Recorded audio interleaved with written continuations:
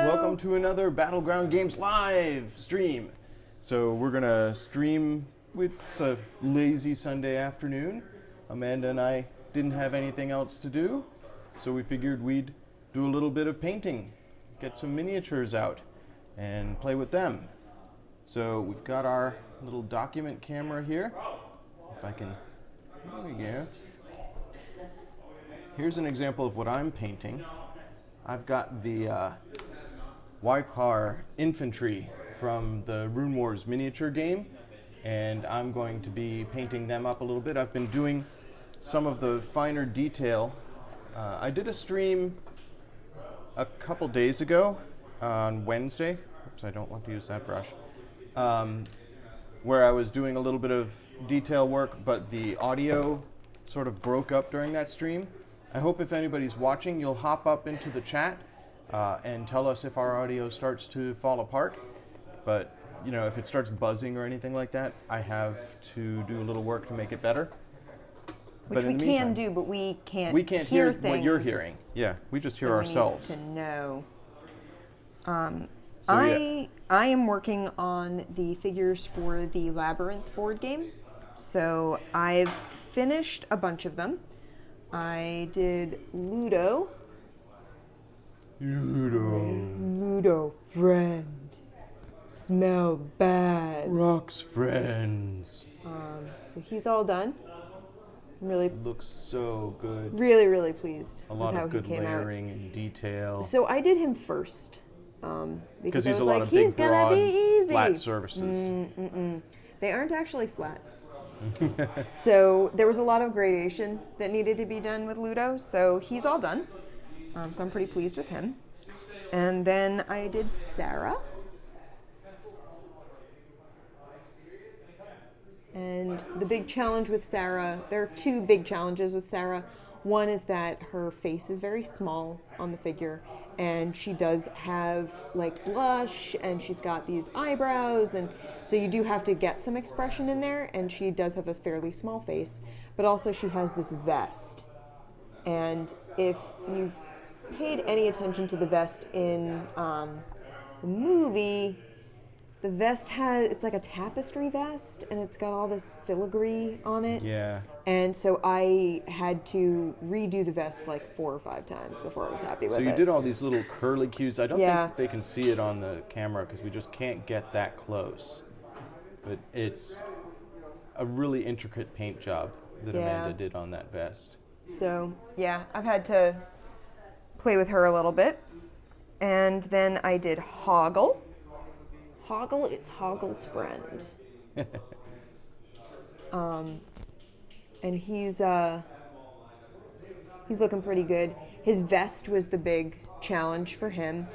Because Amanda, maybe put their cards. Do you have the cards? Yeah, I do have put the cards. with them so that people can see. Because Amanda, what she loves to do when she's painting is to make things match the illustrations. I'm relatively new to painting, but what I've been trying to do is go my own way and paint my own thing. Right. The thing with using the cards as inspiration is that the cards only show you the front view. Yeah, only one angle. And so I had to go online and find a full view of the back of Hoggle's vest. As you can sort of see there, he's got a lot of texture sort of baked into the figure, including this strap. It looks like a face on the back of his vest, and the strap coming out of it is coming out of the mouth, and it looks like a tongue. And the strap is like a bandolier across his front, which the figure doesn't really show off, but you can see if you look up a full view of the character costume from the actual like puppet that was used, which is very cool. But there's a lot of texture and a lot of detail in that, so I had to go find some good pictures of it, and then I had to go playing around with that. And then his hat has all this stitch work on it. So that was the challenge with him. And I'll show you Sarah's card. You can see Sarah with her card. So that's Sarah. And that's Sarah with her card. So I love the way Yeah. that you've matched their bases to Yep. the cards. So 'Cause when we're I'm playing that the sort of game, person. you'll be able to tell who goes with which card. Of course, they look just like the card. Then there's someone who doesn't get a card because Jareth is the bad guy. He's the villain in the game, so he doesn't get a character card because he's always just going to be attacking you. You're not playing as him. So I had to go online and find this costume because you might not realize it, but David Bowie actually wore like 4 or 5 different costumes through the course of that movie. He's got, the fancy dress that he wears during the ballroom scene, and then he's got the outfit that he appears in Toby's bedroom in, and then he's got this particular outfit, which is the Magic Dance outfit, but wearing a cloak that he doesn't wear during the Magic Dance number. But he's wearing it earlier on when he's sitting in his throne and he's tapping his little switch against his knee and he looks super bored. That's the outfit that he's got on in this figure. And it took me a while to find. I managed to get his vest shiny. I had to use a hard coat on that to do that. And his cloak is actually a shiny blue. And that's the interior of his cloak. And on the back of his cloak, he's got this I like the really, detailing. really awesome, rib cagey thing, which I did find a picture of, and I found a really fantastic picture of a sculpture someone had done with him with his cloak all like billowing out behind him. So I was able to take some inspiration for the colors and stuff. I tried to get some subtle variations on Amanda. burgundies and stuff. Thank you.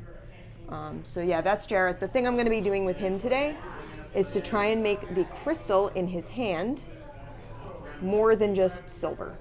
Because I did a really pale, bright silver on the crystal.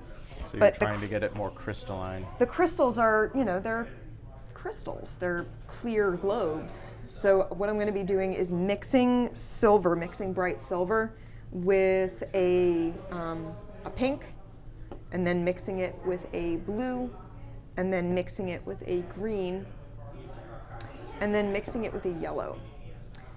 Because iridescent stuff, when you look at bubbles, which is what these are supposed to look like, those are the colors that tend to stand out, is like the magenta and the blue and a little bit of green, a little bit of yellow on the edges. So what I'm going to do is mix the silver in with it and then sort of try and do subtle swipes around so that it looks a little more iridescent. The other option is I could go back over it with black and then do some detail under it and then hit it with the art coat and make it shiny. But I'm only going to do that if this iridescent thing doesn't work, because that seems not as good.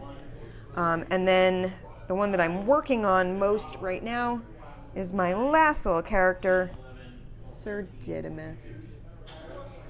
And I specifically saved Sir Didymus for last because I knew he was going to be a giant pain in my behind. Because it's not as obvious from this card, though you can sort of see it.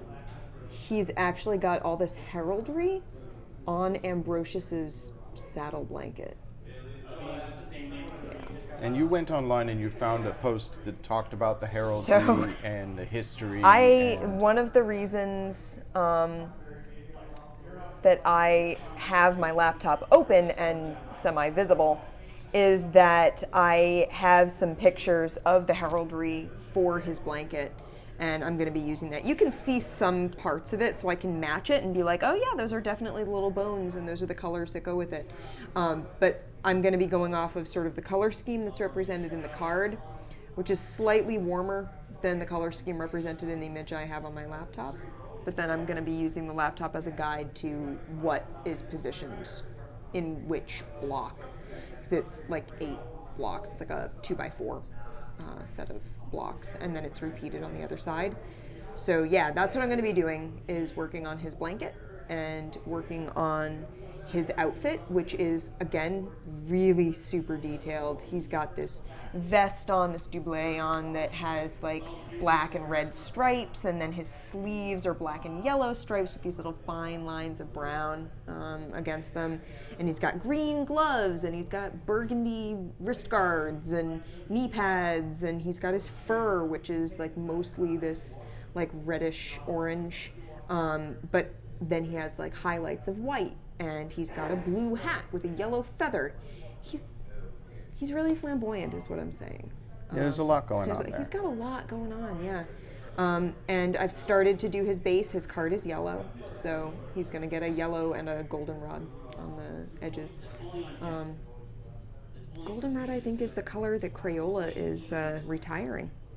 Oh, are Did you they? hear that? No, I hadn't heard that. So they discovered a new shade of blue. Like, we've discovered a new shade of blue. It's the first new, blue in a Is long it that time. they've found a non-toxic formulation for an existing shade, or Nope. is this It is something a that new identified no blue. person's cones Actually, have ever detected? I can find it because there was a post about it on Tumblr today, and I'm gonna look it up. But in order to fit it into one of their sets, they have They're to get rid of a retiring color. a color. Yeah. And I could be wrong. I feel like it's. Let me find it because I know I've seen a couple of things about it recently. While you do that, I'm going to show the progression of what I've been doing. Sure. So I talked about this on Wednesday when I was painting for like half an hour, 45 minutes. But even if you tuned into that broadcast, you could not understand it because my audio broke up so badly. The stage that I'm at with this army right now, I'm actually going to do sort of a panorama here so that you can see. I have, Amanda, tell me if these guys are in focus because I took my glasses off.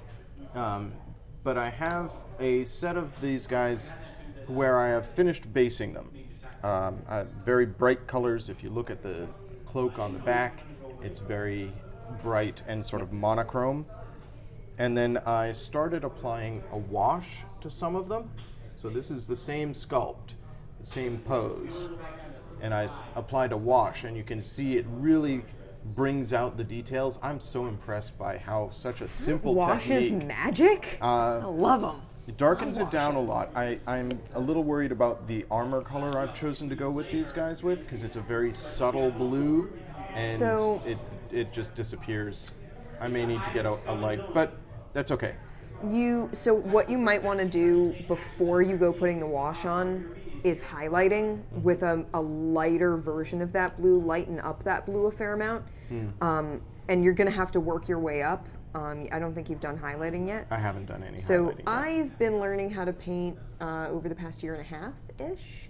And I've sort of been gaining skills as I needed them. Turning to people in the store for help, sort of saying, hey, how do I make this look like this? How do I do this? And there were some things that I have improvised on. One of the first figures I did was from Talisman, and it was the, I forget, it was one of the figures. She had a skirt that was shimmery. And it's a green skirt with a pink shimmer. And I was showing it to Derek, who's the store owner, whose paints I'm using. He's let me use his paints. And he was like, I don't think you can do that. That doesn't really exist. And I was like, well, it does. I mean, I've worked with fabric. This sort of thing does. You cross weave with a shimmery thread, and then when the fabric turns, you see different colors. It's very cool. So this does exist. You can have a two-tone shimmer like that where the fabric But how is do you one color. represent it? How do in you do it with paints? paint? Yeah. What I ended up doing was basically just very, very carefully dry brushing a shimmering red. There's like a ruby red that's a sparkly red paint. And I just did the barest of dry brushes over it. And that was enough to add that slight hint of pink, that slight hint of like a reddish shimmer without turning the green fabric red. And so sometimes you have to improvise. You have to sort of say, I think this can be done. And if you mess it up, you paint over it. Yeah, I think because I'm trying to be uniform with my army, I have to stay with the base paints and can't mix colors. But I might Well, choose a different color for the armor. The but thing it is, might be too late for now, I don't know. highlighting, you may want to like look at the paints Derek has, Yeah. and see if there's a lighter version. And for highlighting, you have to lighten your paint. So this is the thing that I learned when I started highlighting was you're not going to find just bottled colors at every stage. You just have to eyeball it. Yeah. Add like a cream or a gray A hard white, like a pure white, only works for some colors. A cream I've found works really well sometimes, and a light gray works really well sometimes, because you're lightening the color without like changing it too much. Paint doesn't work the way light does. You can't just up the brightness. Yeah. You have to change the contrast. So, yeah, if you're gonna highlight, I would say, look at this guy. You might want to try highlighting before the wash, and that way when the wash goes over, it's going to make them more uniform. Yeah. Like you're not going to lose that uniformity. Yeah. Because the wash will hide any discrepancies. Anyhow, But you'll so- have kept the color a little bit more true to what you want. Right. So I'm not super satisfied with the armor, but I'm still moving forward. Yep. And the next thing that I'm doing is I'm starting to add some little finer details. So here's this guy on the left is the one with just the base, and then this guy here is the one with the wash. And then I'm starting to go in and add some details. So this guy here, I hope he's on camera there. You can see I've started needs to working move over. on Hold his on. shield. So again, same pose, same sculpt, but the guy on the right, I've started to do some detail work. And that shield looks fantastic. Thank you. Like I love the detail work on that. So I'm going to be doing that while we're on the stream today. I'm doing belt buckles and shields and It looks nice and it looks weathered, which I really like, because it's not like a solid, here's copper. yeah. No, because it's not a super solid job, but that actually works really well for it. So the reason that when I started painting, these are the first figures that I've ever painted. Yeah. And I bought the Rune Wars miniature game, and I was like, these are gorgeous, and the sculpts are amazing. I want to try painting some figures. And the reason I started with the Wykar, the undead armies, is that I figured undead folk are naturally going to look weathered and worn and Yeah. battle weary. So if I mess up badly, that's okay. That's fine. Yeah, because it is in flavor for the army. I'll do the Dakan, the human army, next. But I'm working on my first group of 16 Wykar, and I've been working on them for more than a month now. So I don't think I'm going to be moving on to the humans anytime too soon. Still, in the month that I've been doing this, I've definitely picked up a lot of technique. Yeah. On Wednesday, I talked about the fact that when I started painting, even just a month ago, I had read a couple of online painting facts. And of course, I had seen Amanda paint a lot because she's been painting for A year and a half-ish. a while, yeah. Not a huge long time, but a while. So she's got that extra experience that she can give me. So I found the thing about the blue. Oh, okay. Yeah, tell us about the new shade of It's blue. a new pigment. So Oregon State University, a chemist at Oregon State discovered a new pigment of blue that soon everyone will be able to use. I guess they found it on accident. Oops. Well, that's a And lot of now cool Crayola is discoveries going to come make out it that way. into a new crayon. It looks like YLNMN blue, which I guess, yeah. Crayola, I know, was running a contest for people to name the new blue. Yeah, because they've got sort of simple names for all their stuff. They can't call it cornflower blue. No, I mean, and it's not cornflower blue. It's a really bright, like ultramarine sort of, like it's a really bright. Ultramarine. They already have ultramarine. That's the problem. Yeah. It's more like the blue on Sarah's base here, closer to that. So yeah, it's a really bright blue, and they're running a contest for it. And dandelion, it's dandelion that's getting retired. I knew it was a yellow. I'm So, super sorry, on board. Dandelion fans. Sorry, Dandelion. But they're doing this whole like Tour of the United States and bringing like events and stuff, I guess, and having Yeah, it seems like- Dandelion tour the United States. It's a perfectly Farewell tour for reasonable- Dandy. Okay. yeah. I'm super into it. Blue's my favorite color, and Yeah. this particular like aggressively bright blue is totally my jam. So I'm just gonna buy everything in this color as soon as it comes out. So this copper color that I've chosen to use for the shield detailing, it has suspended flecks, like glitter in it. Yeah. That gives it its sheen, which means I need to be constantly shaking it up, like practically every time I get more for my brush. So this is why I don't like the paint pots. I prefer eyedropper bottles. And I mean, that's partially that I started painting borrowing Derek's paints, and Derek has this huge box full of their Master Series paint. They're Vallejo. But they're from back when it was army paints. Yeah.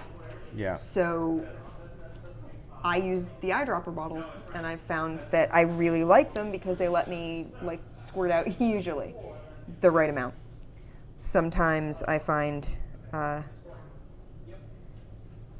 I've pushed a little too hard, and I end up with a nice big bloop. The saddest, I blooped out a ton of brown. It was like stuck, it was plugged. Oh. And I was like, oh, I can see, I just need to squeeze a little harder and it'll come out. And blop. We're all over the place. And it wasn't even a color I needed that much of. It was like Hoggle's boots. Yeah, I needed. Almost none. It was not my finest moment. So folks watching in the feed will notice I've taken my glasses off. This is because I focus a lot more easily on things that are close to my face without my glasses. I don't have bifocals. I've thought about it. It might be time, hon. It might be time. I'm getting old. But Getting old. Getting old. We're getting old. if I do get bifocals, I'm going to get proper bifocals and not the gradiated lenses, the invisible bifocals. Those seem like they would, like, the idea is sound, but the actual practice I feel like would be Really disorienting for me. But that's me. Because I just want to own my age. I'm okay with it. And besides, I think bifocals look cool. That's just because Ben Franklin is my idol. So, it's fine. So this is the first time that I've done this kind of finer detail. Like, each step I'm adding something new to my knowledge pool. One of the things I had to get Andy used to was washing his brush more recently. Yeah, I talked about that on the Wednesday feed too. If anyone is watching and notices Andy not washing his brush enough, remind him to wash his brush. Yeah, It's gonna ruin it. I don't want to ruin my brush. No, you don't. I lost a brush. I had bought a fine lost a tip brush? brush and I was using it a couple weeks ago to do some painting. And then I got my paints out on Wednesday to do the painting on the feed, Yeah. and I couldn't find it. I was like, what happened to my brush? Someone ate it. Someone ate it, Gone or now. maybe you have it, I don't know. I do not have it. Okay. I only have my own brushes. I had to Because buy I a new have, brush. I have my like cheapo Michaels brushes. I have the 2 brushes that Derek gave me, and then I have the ones that I've bought. Now, luckily, I have a fair amount of store credit from trading Magic cards in, so I exchanged some store credit for a new brush. Everything is okay. So I have a couple of brushes that I purchased because I needed to do finer work. I've got This super detail brush. It's really small. and then I've got the Psycho. Yeah, it's real small. I bought one of those, Yeah. not anticipating just how fine the detail you get out of it was. So the only So problem. the detail that you do with that brush Yeah. is so fine we could not possibly show it on this feed. Yeah, it's like Sarah's very, eyes. Yeah, it's very, did, very, very like, tiny. It's wow, so tiny. So the only problem I have with the Psycho, aside from the name, which I don't love, but the only problem I really have with the Psycho is that it's so tiny, and this is going to be a problem with any really fine brush, is that you aren't going to be able to put much paint on it because you don't want to put much paint on it. This is definitely something I've had to learn, is how much paint Yeah. to put on your brush. And Like, because you if don't... you grab a whole Oh, bunch yeah. of paint, it's going to make your brush fat. It's going to make paint dribble everywhere. Guys love it when you just glob it on. So yeah, with this finer detail, I'm just like getting the very tip bristles, which means I need to dip it more often. I need to get paint more frequently, but I think it gives me a lot more control. But you're going to put so little paint on the brush because you're doing fine detail work with it, so you don't want a ton of paint, that by the time you get it to the figure, it might be dry. Oh man, yeah. It's so tiny. It air dries really fast. So this is the only problem I have with using like the fine detail work, is that I'm like, so careful, and I'm touching and nothing's happening because I dried off. So yeah, I need to do some work with that and see if I can find a solution for that. One of the solutions that one of the guys in the store gave me that I thought was a really good idea, not so much for the drying out issue, but the knowing where the paint is on Oh the brush. yes, this was good Was advice. I to remember get a you brush saying with this. like very light bristles, and that And then way, if you're if you're using a working dark with a dark paint, you use your light brush for the dark paint, and then you can tell where the paint, like where paint begins and brush begins. Whose advice was that? That was Josh Warren. That was Josh. Wow. Yeah. That was good Josh Warren. advice. That was really good advice. So thanks, Josh.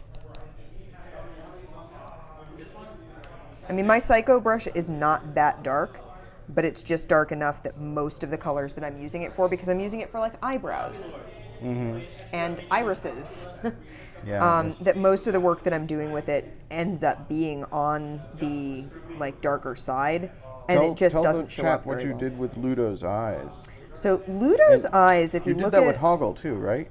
No, Hoggle actually has eyes. He has like full eyeball eyes.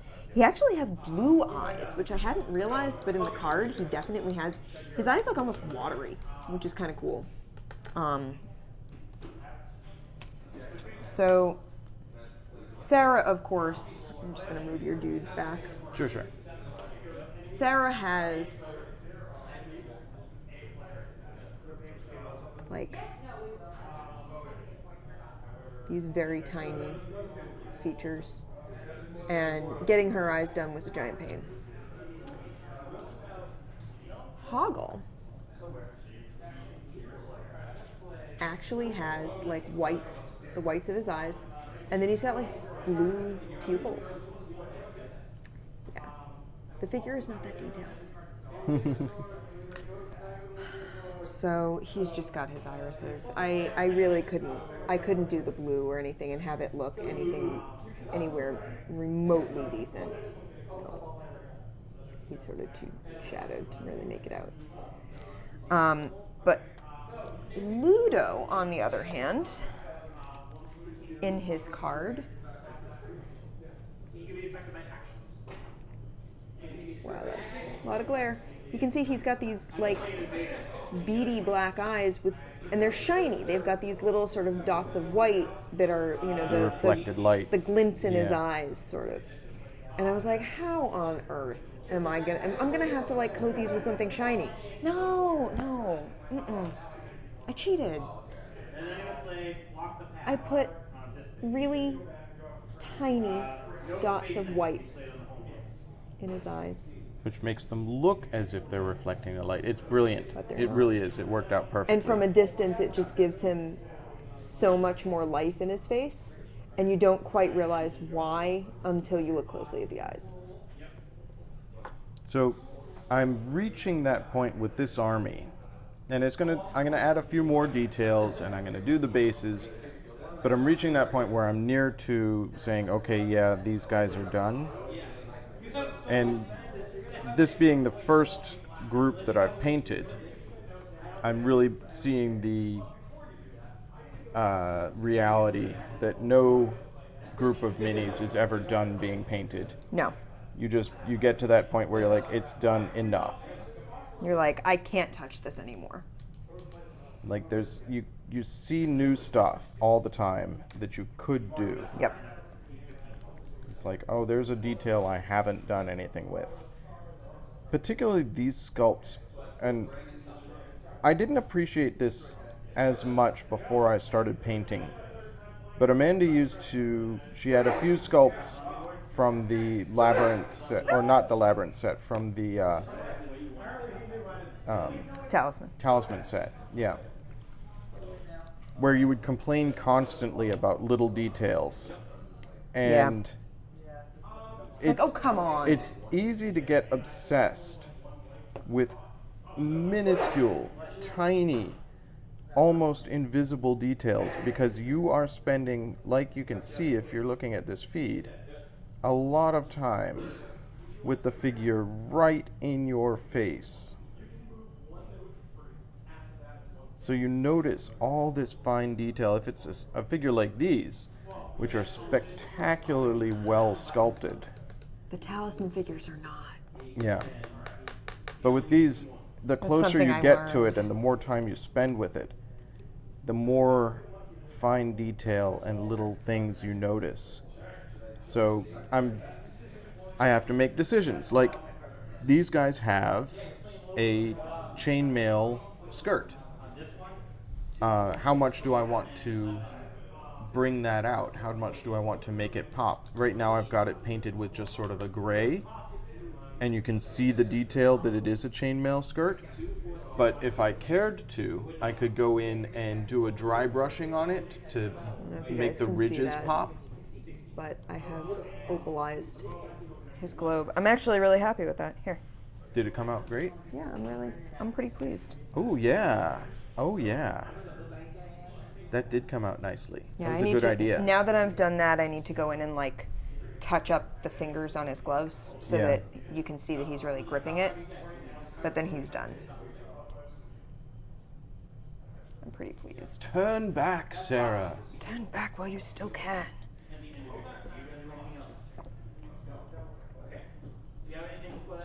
This is so much fun. I wish I'd gotten into painting earlier, but Well, you're in it now. I'm in it now.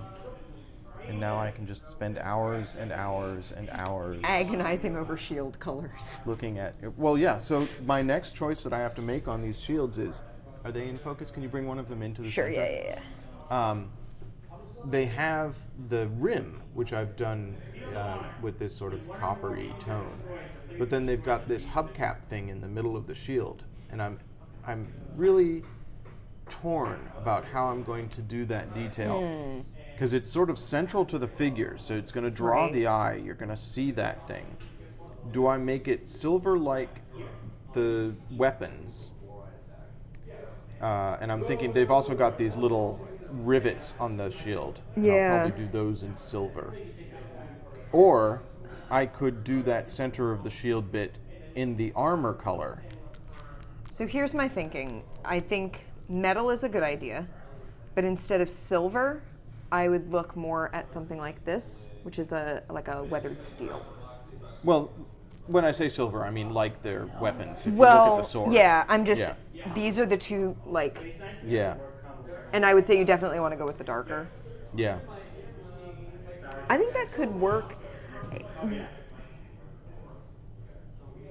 I think however you do it, you want to echo it in the studs on the bottom of their skirts and maybe on Yeah. like the buckles and stuff on their belts. I was thinking about doing the studs on their skirts, on their cuffs, and on the. Because those are going to be metal. Like Yeah. those would be metal, like on their knee guards and stuff like that. Yeah. You want that metallic because it's going to pop better. Yeah. Whereas if you do it as a color, one, it wouldn't be colored like that, and Yeah. two, it won't pop as well. So many little things to do. Yeah, that's the trick. So I figure I've got like 5 or 6 small choices to make. Yeah. like they have straps on the back of their legs that hold their bracers on. Yeah. So So should I do those in brown? I probably will. I had to do Ambrosius's butt. Dog has- butt? It has like this like ribbony thing that it's got a bow, but it's also got this ribbony thing that like holds the saddle blanket down, that holds like all the heraldry and stuff. So I had to paint that. And as far as I can tell, that is fur, like under, like it's just that one ribbon. It's not like a full skirt over the back. And you don't actually see Ambrosius's tail.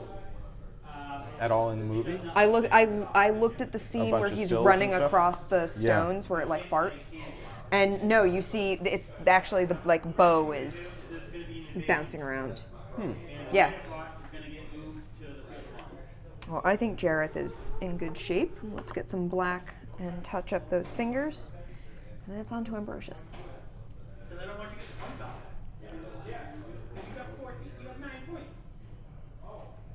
So you know what? Instead of showing you the ball, I can show you. These were the colors that I used. Oh, so talk about what you're using as a palette here. So, I don't have a palette to use. We don't have palettes, and the like paint company that we buy from and stuff, they don't sell palettes like plastic palettes with wells or anything in them anymore, or at least not that we're getting a hold of. They sell these like pads of palette paper, which are basically wax paper. And I was like, I'm not wasting money on sheets of wax paper. That's ridiculous. That's stupid.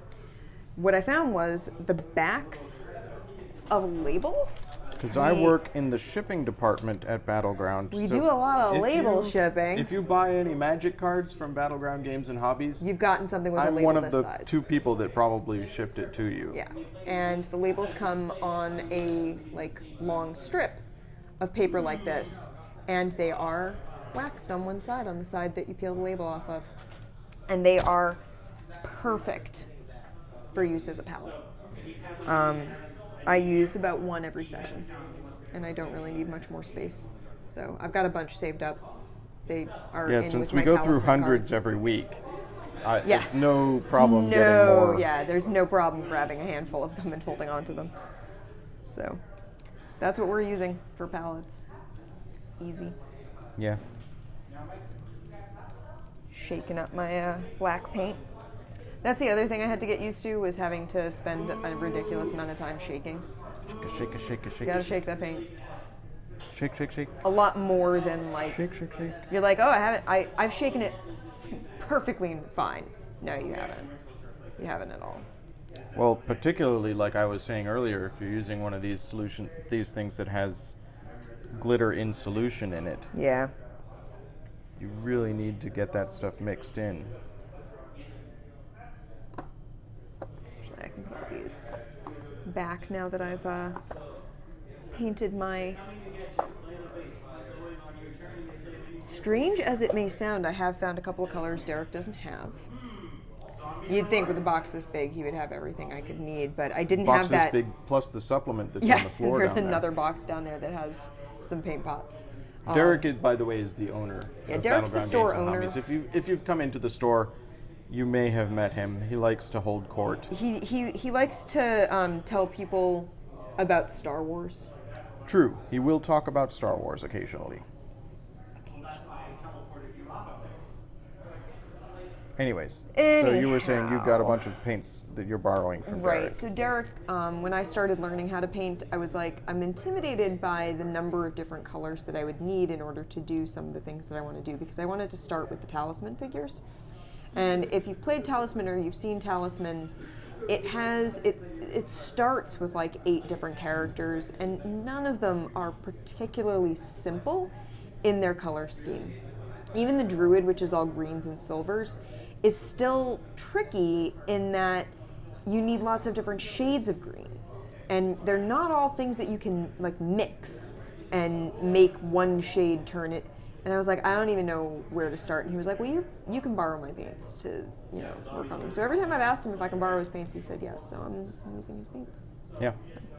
And it is My super helpful. paints I have bought from the store. I bought a paint box, a kit, which was it was an army painter kit that had 6 or 7 different colors in it, intended to be used for undead stuff. So it has a mummy flesh color, and it has a rust color and a brown, and then I bought a couple other colors to supplement. Like this gold or this copper that I'm using is obviously not an army paint color because it's not in an army paint eyedropper. So the armor color that I'm using and the copper that I'm using here, a bunch of the other supplemental colors I had to buy separately. I actually ended up buying a bottle of black, matte black, because as I've been painting, the eye sockets of my army I've been leaving empty. And on a couple of them I blepped paint into the eye sockets as I So was easy painting to the do. skulls. And I was like, oh darn, now I have to paint that black. And there was no black in my starter box. That seems So weird. yeah. Give I you had a to buy starter some just pot matte with black. no black. Which was no problem. Yeah, I mean, it's not like it's a hard one to come by. But for just like the tiniest little detail, I've used like a couple of tiny, tiny little dots of it just to fill up the eye sockets to make them black again. The sculpts actually do have eyeballs in the eye sockets. So that's going to be the very, very last detail. That's how I'm going to say, okay, these figures are done, Yeah. is when I do that, this little pinprick in each of the eye sockets. All right. That's Bring Jareth the figures done. to life. Jareth is done? Yeah, Jareth is done. Why don't you man. put all your done figures on the camera so Sure. that folks can Move take your- in the glory of them? You can your move guys out of the way. my armies. Yep. So there's Ludo. I'm really, really pleased with Ludo. He came out really well. So, what are some of the techniques that you used to get him done? So Ludo, You started out with a base. Well, first, obviously, you primed him I primed him. in black because you prefer to Yeah. prime in black. I prefer to prime in black for these particular figures. Just maybe Sarah, I should have primed in like gray or white. But a lot of these figures, I mean, Ludo definitely. He needed a black base. If I had based him in white, he's not that bright. And I don't mean intelligence-wise. I mean, like, the figure itself is a shadowed figure in terms of its coloring. This is the... Actually, maybe I can do it up to here even better. You can see he's a darker figure. So I really didn't want him starting out really bright. I didn't want his color to pop, which a white base will do. Yeah. He shouldn't be popping like that. He should have those shadows. So that's Ludo. I've wondered if it was a good idea to base in black for these guys, Yeah, because you wanted brighter colors for him.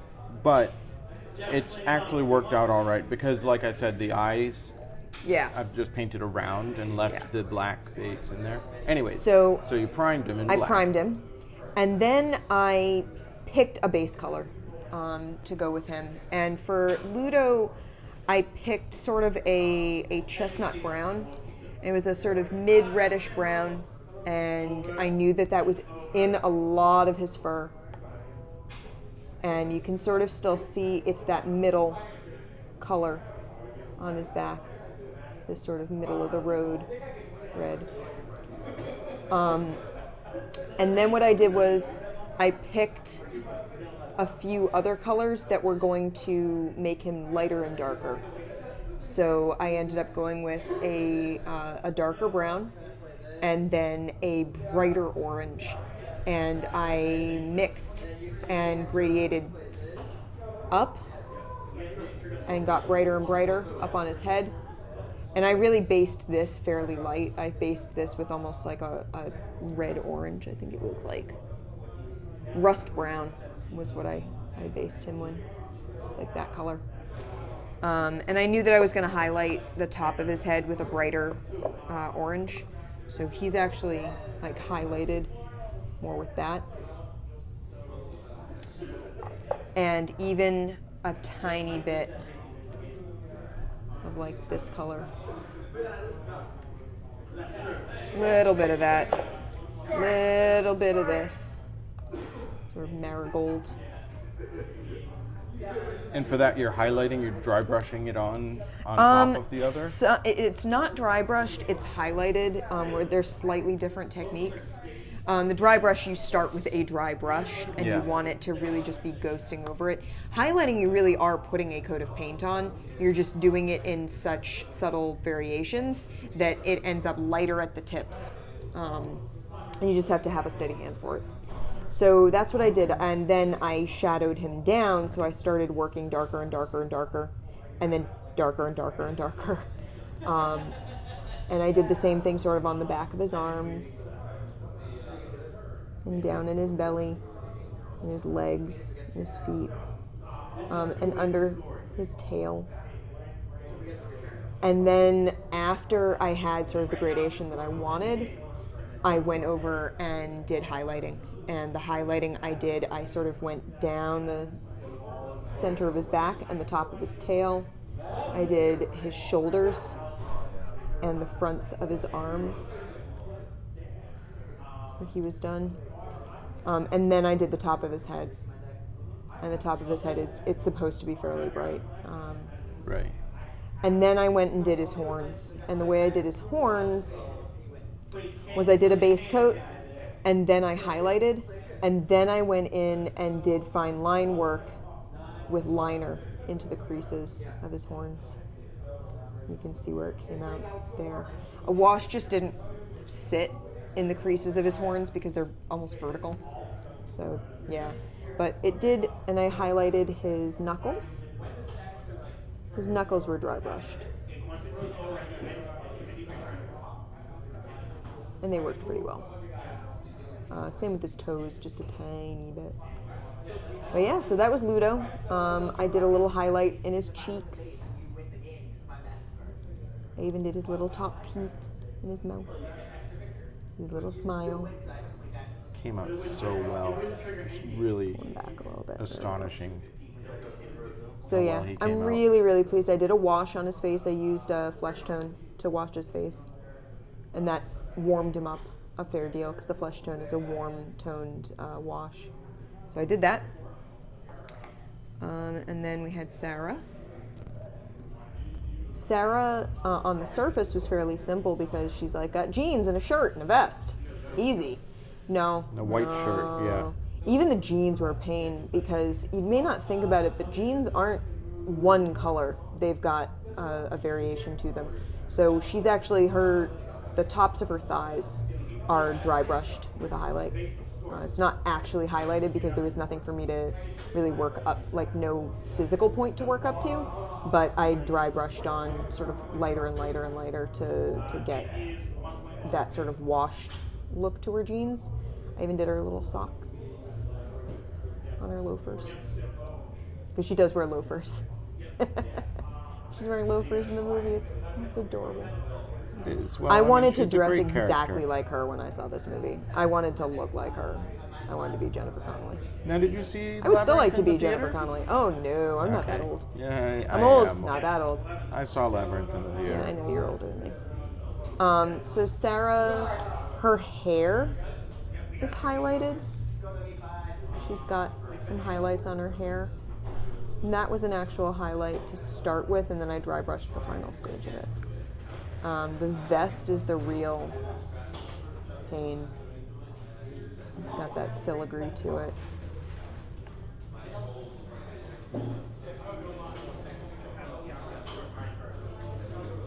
That was tough. Because also the vest is very similar in color to her actual shirt. Like her shirt is an off-white and the vest is like this pale gold cream. So I actually did use a metallic. I used a pale gold. I added yellow into a silver to work on that. and I actually added gold into silver. So to get that semi-metallic look to her vest, I think it came out mostly. And then I used copper. It's supposed to be more of a bronze, the filigree on her vest, but it looked too dark, so I went with the copper. And the way I did the filigree on her vest, I made wavy lines across like her back and across like almost like stripes, but very wavy and very thin. And then I worked loops off the lines that I made, and that kept me in a sort of framework because it actually is a pattern on her vest. It's done in like veins. So there is a regularity to it, so I wanted to keep that. I did the little buttons. Her face was real tricky. She's got blush. She's got visible eyebrows, but she's also fairly like rosy pale. So yeah, I wanted to keep her fairly warm. The one thing I didn't do on her is that in the picture, she's wearing the plastic bracelet that she later gives Ludo. The Hoggle. Hoggle, right. She's got that red beaded plastic bracelet, and there's just nowhere on the sculpt to put it. Her cuff goes right up to her hand. There's no good place to put it. I may go back and put some little dots. We'll see. I love how intent you get on getting the Gonna details, get the that way detail. the example looks. So Hoggle was a whole lot of highlighting and dry brushing and washing, and then highlighting and dry brushing and washing again, because he looks weathered. The whole point of his figure is that it's supposed to look well weathered, well worn. So there was a whole lot of like weather it, distress it, paint it, weather it, distress it. Paint I feel like you weather had to it, do distress a it. lot of research on Hoggle as well, Yeah. because the card It only gives you the doesn't front. show the back. Yeah, there's a whole lot of detail in the sculpt that there just isn't in the card, because the card only shows you one side. Yeah. Like his hat and everything. The fact that he has a tiny bit of hair over his right eye coming out from under his hat. That's actually a thing. Had to paint that in. So yeah, he and the things that are hanging off of his bandolier. He's got this little horn, and he's got this pouch, and he's got another pouch here, and he's got a pouch back there, and he's just got all sorts of stuff. So yeah, he was a case of I'm just gonna have to do it again, do it again, do it again, do it again. Jareth, by comparison, was easy. For him, it was mostly just finding the colors for that outfit. Was saying, okay, his pants need to be this sort of dove gray. His boots are actually weathered like leather, with a Oh, that's reddish right. tinge You found a to them. close-up of his boots when he propped them up, and you were like, "Oh, I've got to get these boots right." I didn't actually. So there's a picture of them propped up, but the actual picture Oh, that I oh, it found was a costume was reference. from a costume exhibit for the costumes of the movie, which I thought was very cool. And it actually had a picture of the boots, and you can sort of tell they have a folded over flap at the top, and then they've got this reddish tinge to them where they're weathered, which I thought was very cool. So yeah, and then he's got this sort of bone work on his shoulders and his back. And the cloak itself isn't just black, it's like purples and burgundies and grays and blues and stuff. It's all of these sort of midnight colors, but it's not just black. So I had to do a lot of highlighting on that. Work my way up from black to gray in places. I actually used a midnight blue for the body of the cape, and then a burgundy wine and nightshade purple for a lot of the detail work, like up under Came out so his well. cloak. And then his hair, Cool detail. because of course Oh, you yeah. know the hair in that Jareth has in that, it's like all wispy. It's like all over his head. Well, the sculpt can't have that, obviously. So instead, what I did was I went with like a mid-blonde and then just highlighted until I had very, very blonde highlights at the tops. And that gives you that sensation that it's blonder, like my hair looks brighter where the light is hitting it. That's what I did. So yeah, and then I made his vest shiny. So shiny. It's very small. It's a very small detail. And he's got his little pendant, which is silver. And that I had to get in there with the Psycho brush to work on. So yeah, that's who's done. So now it's Didymus. And one thing that I learned about Didymus is that it's very hard to paint an English sheepdog. Oh yeah, I know. It's like reshuffle. It's hard because they're low to the ground, a lot of fur. Got to get under there, get that belly. So yeah, painting underneath this guy, not fun. Wasn't my favorite thing to paint. So these are my favorite. There are 4 different sculpts in the Waikar army. It's W-A-I-Q-A-R,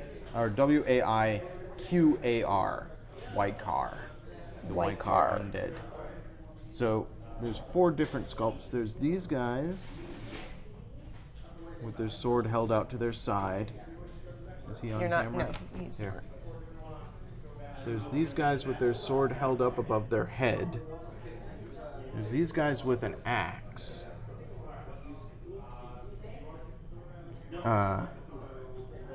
And then there's these guys who have a dagger and an axe and have their shield on their back. That is very cool. So I am really enjoying, one, making the paint jobs coherent and unifying. So all of them have a similar paint job. But 2, just you don't get a lot of monotony painting the army, because if you get sick of painting one of the poses, You switch to a different you pose. switch to a different pose. Get rid of that. And they all have different details. My favorites are definitely the guys with the daggers and axes and the shield on their back. It's just a very satisfying figure to paint. Don't know if I can say why for any particular reason. You don't really need a specific reason. It just feels satisfying. Yeah, it's just the figure that I've had the most fun painting of the 4 poses. When I'm done with these guys, I have, because I bought 1 expansion box, 16 archers to paint. Good So- times. Rune Wars, the miniature game, has enough in the base box, which is this box here, to construct 100 points worth of either army, the Dakan, which are the humans, or the Waikar, which are the undead. Again, like I said, I chose to do the Waikar first because I knew, since it was my first painting job, I was going to make mistakes. It's inevitable. And I wanted to know that it sort of was in flavor if they didn't look perfect. By the time I get down to the bases, I am going to make it appear that they've been traipsing through mud or rising up out of the muddy earth. So one of the more detail-oriented things I want to do once I've got all the little detail work done is I want to go in and dry brush mud on their legs and the edges of their cloaks. And then I'm going to have a sort of cracked mud base. So it's okay that they look dirty and not perfect, because they are an undead horde risen from their graves. Although in the flavor, I guess, that's not exactly what happens. I read some of the flavor book. And in the flavor book, there's a army that's besieging a tower where there is the ultimate magic artifact has been constructed. Okay. And this army is trying to break into this tower. And the wizard in the tower, rather than allow the artifact fall into the hands of this army, destroys the artifact. It shatters, flies out into the world as a thousand tiny pieces. And I believe it's in the process of that explosion, the entire army just collapses to the ground dead, and then gets back up, and all the flesh falls off their bodies. So they're not actually a horde that climbed up out of their graves. They're a horde that was cursed by a spell or by a massive working of magic that caused them to lose their flesh and become zombies or skeletons. It seems like kind of a raw deal. Yeah. Well, maybe they shouldn't have been trying to get ultimate power. Maybe they got conscripted and they didn't have a choice in the matter. I think that's entirely possible. Say, raw deal. I think most war ultimately is a raw deal. Well, war never changes, honey. War never changes. That's going to be another set of minis we're going to have to paint. God, am I looking forward to that. So, I'm a big Fallout fan. And Fallout is getting a miniature game. It's, I guess, coming out this fall. I'm super excited about it. So I do love me some Fallout. And yeah, I'm really looking forward to seeing what they're doing with it. But they're going to be doing this sort of different faction deal, which makes sense. It's Fallout. There are multiple factions in Fallout. There's the Brotherhood and the Super Mutants and the Institute. And it's going to start out based in Fallout 4. So you have the Institute, you have the Minutemen, you have the Railroad, and you have Raiders, you have the Super Mutants. So they're going to be making all these different factions, and you can build your army out of these factions, but each faction also has a deck that serves as an AI for the faction. So if you're playing against the game, there's like a deck that you play from to play like what your opponent is doing, which I think is kind of cool. And so you can play PvP, you can play like against another person, but you can also play as a team, 2-on-1 against the computer. Not computer, but against the deck. Which I think sounds cool. I think it'll be interesting. And they're bringing out a bunch of named characters and then generic characters and stuff, but man, am I looking forward to that. Really looking forward to that. I cannot wait to paint Deacon.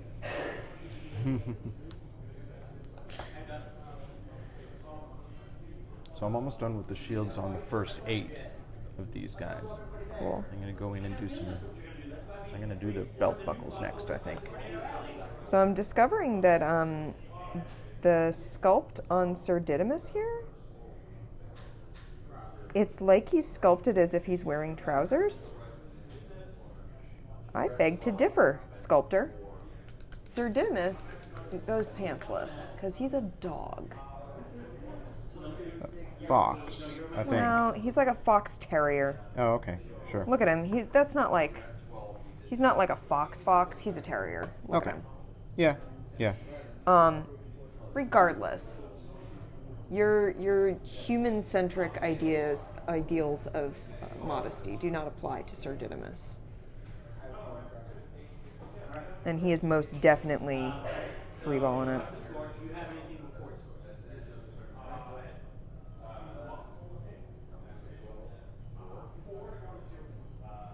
So I got a fantastic piece of advice when I started painting this army. And this is from Paul Calder, one of the store regulars. And Paul told me, because it's your first army, and because there's a whole lot of them, because I'm doing 16 figures here, which is not the biggest army in the world, but it is, a few. You shouldn't do one figure at a time. Because if you do one figure at a time, you'll finish your first figure and it'll look okay. And by the time you get to the 16th figure, the first figure will look really bad in comparison because you'll have learned a lot over the course of painting 16 figures. So his advice was do each detail for everybody in the army at once. So paint all of their cloaks, and then paint all of their shields, and then paint all of their weapons. Such a good idea. So that if you look at any two of them, the skill level of the detail is the same. Even though, I am definitely picking up lessons. Like you said, one important lesson, washing your brush more frequently. Because if paint dries in between the bristles, ruin it's it. just going, it's going to ruin the brush, but it's also going to cause the brush to get fatter and fatter as you go. So, fun thing, dry brushing will ruin your brushes because you're using them dry, you're sort of like brushing them back and forth over a surface. You're not using them as intended. Dry brushing will mess up your brushes. You'll break bristles. So I don't use my regular brushes for dry brushing. I use cruddy brushes for dry brushing. And so if you ruin a brush by not washing it that frequently, Hang and on it to it. does like spread out, the bristles spread out like that, you can still use it for dry brushing because you don't want to use a good quality brand new brush for dry brushing. You want to use something that you don't care if you mess it up because it's gonna get messed up. Dry brushing just does that. So use a brush that's already kind of janky. Yeah, good advice. What other good advice have I gotten? Well, another piece of advice which came from a fact that Paul linked me to was when you're doing your base coat, think of it as dressing your figure. So start with the lowest level, or the lowest field. I don't know what to call it.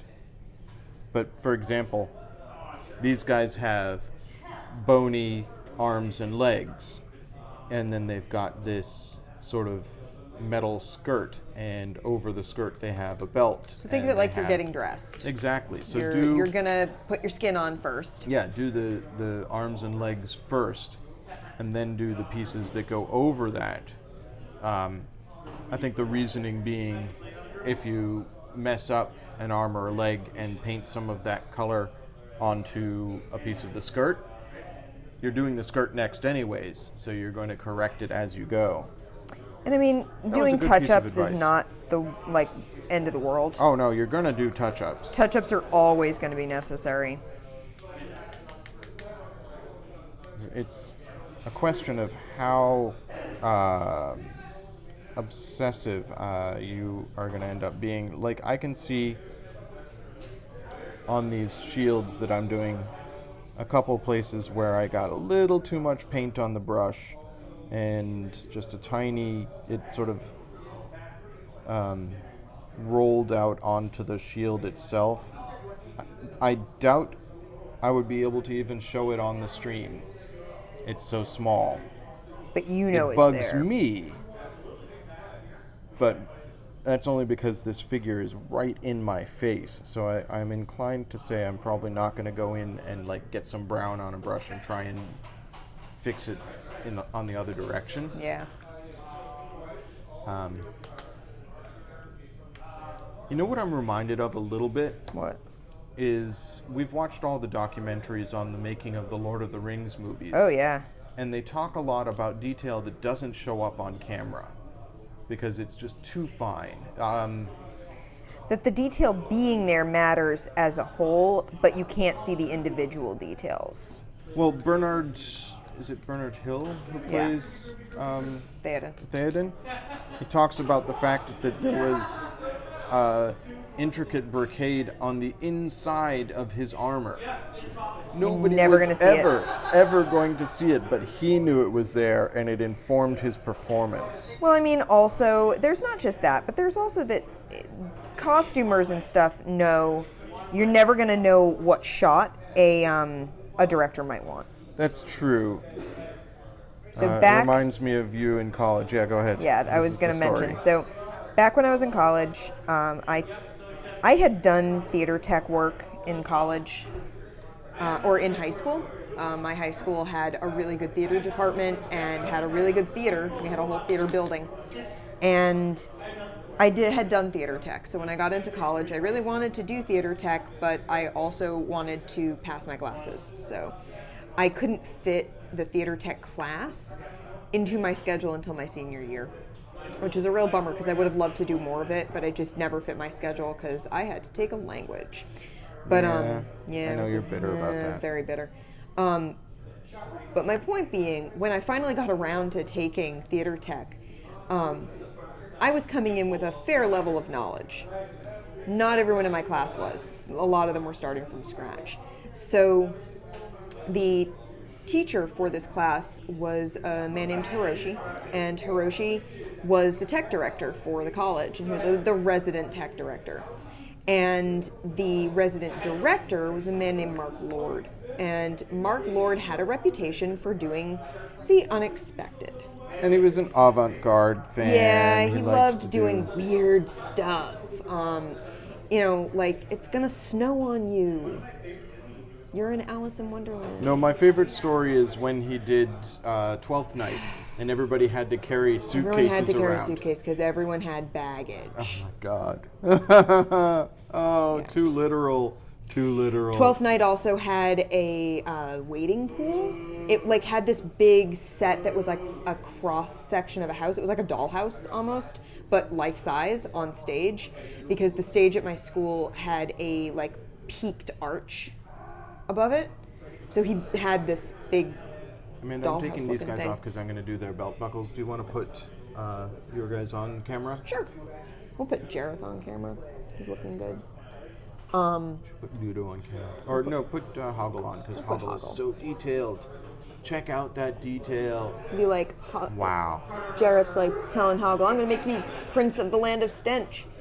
But yeah, so he made this big dollhouse looking thing, and so each room would have things going on in it at any given time. And at one point, I guess one of the characters had to splash around in the wading pool.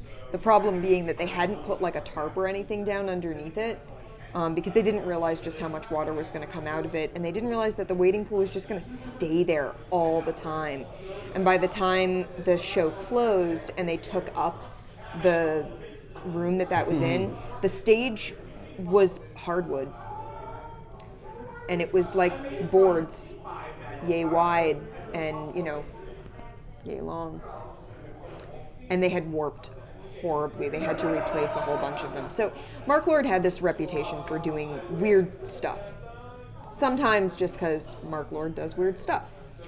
So during the beginning of this tech class, Hiroshi sat us all down and said, so what you need to understand is Mark Lord is a crazy man. And we all sort of went, all right, sure, cool, okay, got it. And then he proceeded to explain, if he tells you that he needs a 10-foot tall platform that is a 2x2 surface, so like 4 square feet, you need to make sure it can hold the weight of 10 cast members. You just do. You may think he's never going to put 10 people on that. Oh, he will. He will put 10 people on that platform. You have to plan for the things that you don't know are going to happen, because the director may decide he needs something that you didn't know he was going to do, and he's going to do it, whether you plan for it or not. And so you need to anticipate those needs. So I kind of feel like the material on the inside of Bernard Hill's armor, they had no reason to think that, Peter Jackson would ever want to show the interior of that armor. But he might. And if he does, you don't want it looking slapdash. You want to be able to look inside that armor. You want that scene where they're like arming him up. You want to be able to show the interior of the armor if he so chooses and have it look awesome. And, when it comes to the minis for me, that's why I'm painting the underside of Ambrosius's belly. It's there. Who's gonna know that it's white under there and not primer black? I'm gonna know. But what if someone does pick it up and look at it? I want it to look good. Yeah. Some of the folks that I have been playing the Rune Wars miniature game with, and other folks in the store, when it comes to painting, say that you get to that point where I don't think I did this guy's belt right. Whatever. You get to a point. Where you only need to be able to see the detail that you can see from the table. Because when you're playing with the figures, they're never going to be right in your face. Right. Frankly, I mean, you could play with completely unpainted figures. There's no reason to spend this much time on things, aside from you want to. Yeah, there's the satisfaction of it. There's the satisfaction of knowing, yeah, I painted those and I enjoy the act of painting, Yeah. which is sort of where it's at for me. Like, do I really need to paint all my Talisman figures? No. Like, Do how I- frequently do we play Talisman? Not that frequently. I will say, I don't think I have ever, in all the time that I've played Talisman, which goes all the way back to when I was hanging out at Milton in the early 90s, I don't think I have ever seen a game of Talisman completed. The closest I think we ever got was one of us got to the Crown of Command, And it was like, okay, and we're like, okay, we're done. You win. Because we were playing a two-player game, so there was really no, like, I wasn't going to be able to catch up with you and get to you and knock you out of the crown. And once you're at the Crown of Command, you can do damage to people on the board. So you were Yeah. going to knock me out real fast. So it was like, okay, we have finally gotten to the point where I can't challenge you. Like, you made it. You made it. Excellent. You win. You have the Crown of Command. That's the end of the game. And it took us, like, all day to get there. yeah. So, Talisman isn't a quick game. You don't it's just not. break that out for, to fill an hour. It especially if does, you're playing by the actual rules where people can take new characters when they die. yes. Or if you're playing PvP. We tend not to play very PvP.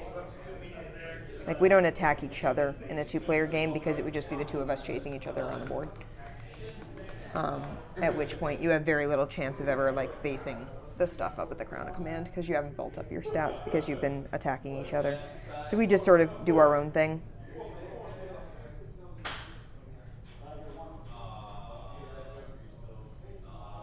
And hope for the best.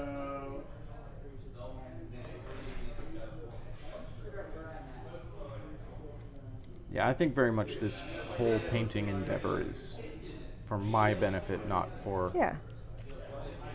I mean, maybe we'll be holding painting competitions for Rune Wars miniature. But I'm doing it mostly just because I want my army to look the best I possibly can. And you wanted to because learn I how to am paint. Enjoying the painting process.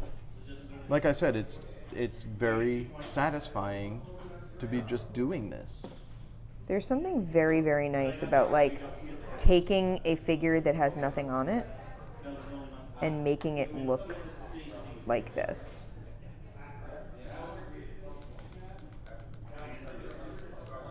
Yeah, the building aspect for the figures in Rune Wars is minimal.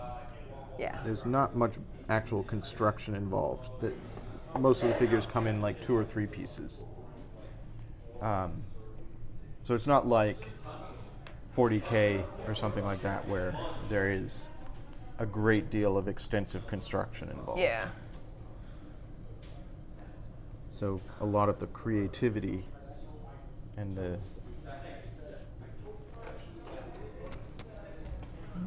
Don't let me forget my iced tea is on the comes floor out of this. Okay. because it's starting to puddle.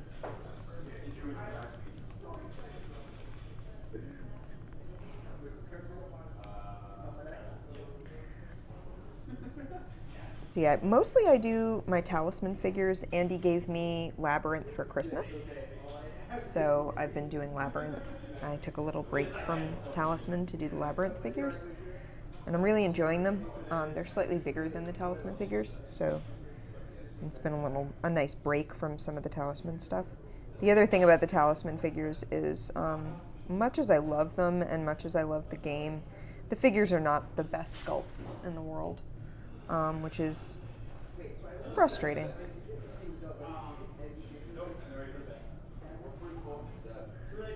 I want them to be better than they are. There have been a couple of times where like Andy has heard me cursing and I'm like, ah, this sculpt. Yeah. Yeah. Like for example, the assassin's crotch just keeps going up and up into nowhere.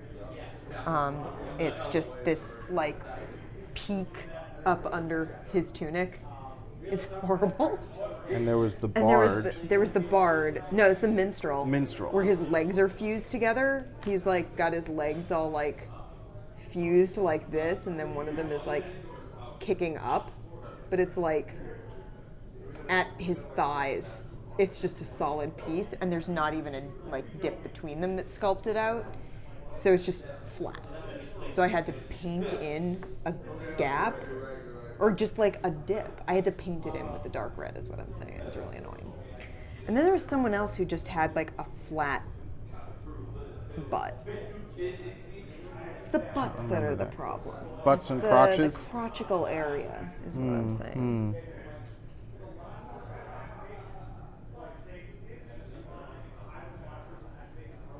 Which is frustrating. It's frustrating to feel like you could paint it as well as possible and the sculpt is still going to hold you back to an extent. Yeah. You know, you can paint in a lot of detail and you can do a lot of work, like I did with the alchemist, who has this like big jeweled cloak, and it's sculpted in. The jewels are sculpted in, but they're not sculpted in 100% sort of sharply. And so you just have to paint it in to make it look good. Otherwise, it's going to look like crap. Whereas on the other hand, the shield for the knight had all that awesome like detail and texture to it. So when I hit it with a wash, it looked amazing. It just came to life. Yeah, it looks exactly the way it should. Not because I did any detail work on it whatsoever. I ran a wash over it. It's almost like cheating. Wash made me look good. Yeah, one of these guys, his arm fell off while I was doing the sculpting, or while I was painting. It's arm fall off boy. It's an actual superhero. Yeah, it's a Marvel character, right? Yeah, it is. All right, I have an important question. Yeah. Chat, is anybody watching? No, I think Toshi is watching us. All right, Toshi, and anybody else in chat. I don't think he has an account, so he's not going to be talking to us. He could Oh. talk to me. He could talk to you. So, what should I do with the belts? Should I do the belts like figure left hand with a silver belt, or figure right hand with a copper belt? Can they see that on chat? Is it? Not really. The problem is they're leaning over their belts. Yeah. Oh, I'm gonna grab my phone and use it for the light. That might help. Leaning on table. Sorry. There should be something we can say to warn you. So one of the things that happened when I was painting the alchemist figure for Talisman, which if you look it up has a ton of detail work Okay, in here it. we go. Does that come across on the feed? Can you see their belts?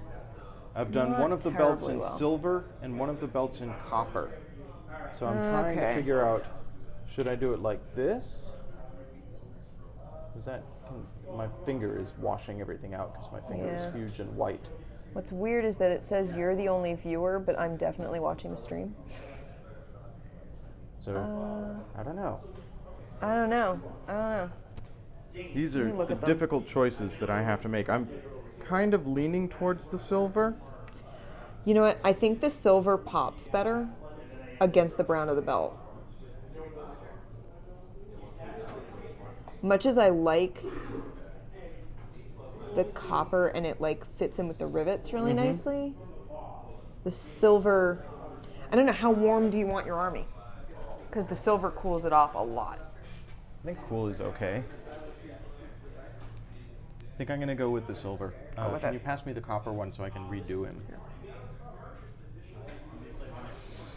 That's the copper one. That's the silver one. Yeah, definitely the silver pops more. Yeah, it does. It brings it right out.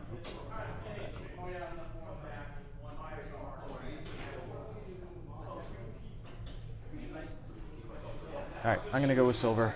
Do it.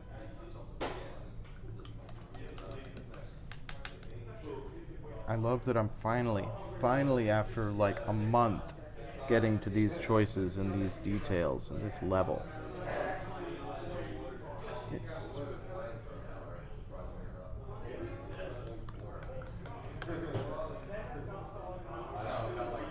so applying paint to a figure is actually a very satisfying activity.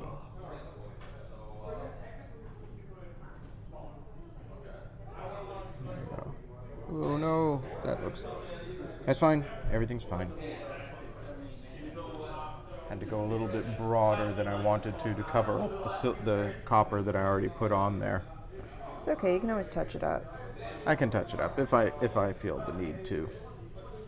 I'm doing like detail, like coloring in the rivets on the cuffs underneath their cloaks. And again, these are details nobody will ever be able to see but me.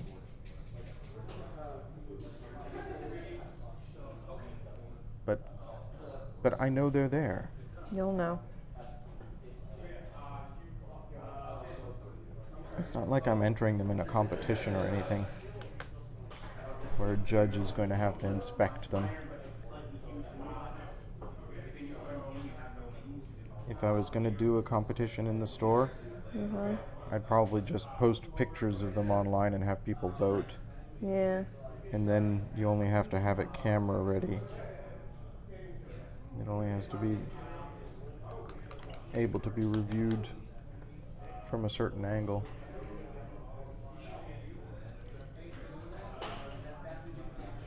So I'm thinking through what else these figures need. I'm getting close though. I'm getting real close on these guys. Isn't it a good feeling? It really is. So satisfying. I want to finish these little rivety details.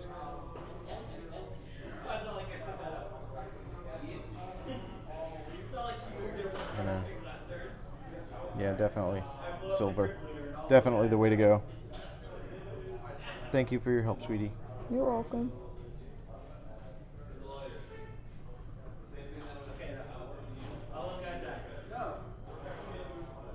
But yeah, I'll do these little details. And then I'll do the bases. And then I'll say, these guys are done. Time to start working on the archers. The base set comes with 8 archers, but I bought 8 more. So I've got 16 archers to build as well. Or they're built. A lot of archers. 16 archers to paint.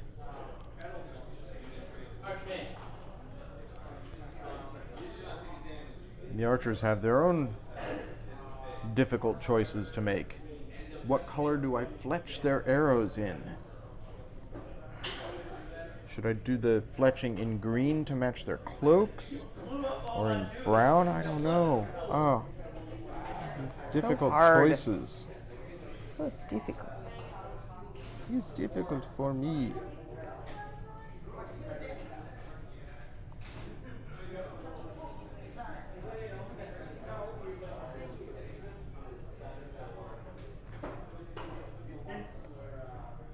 Oh no.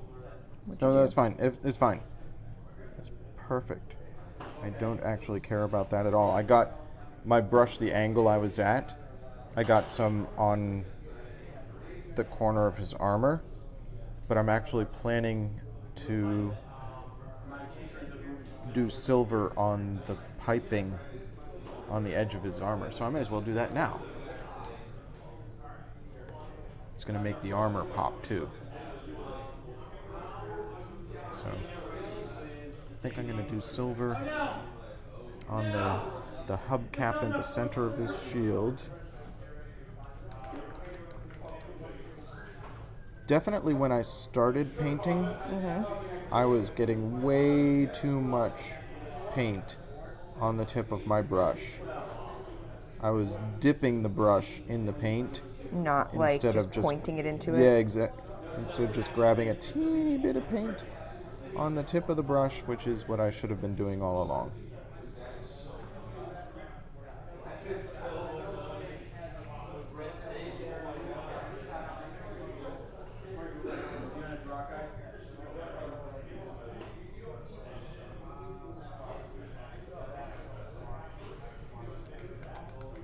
One of the things that I'm slowly learning, there's a couple of things that you realize as you're painting, and one is when the paint dries, it's going to contract a little bit. Yep.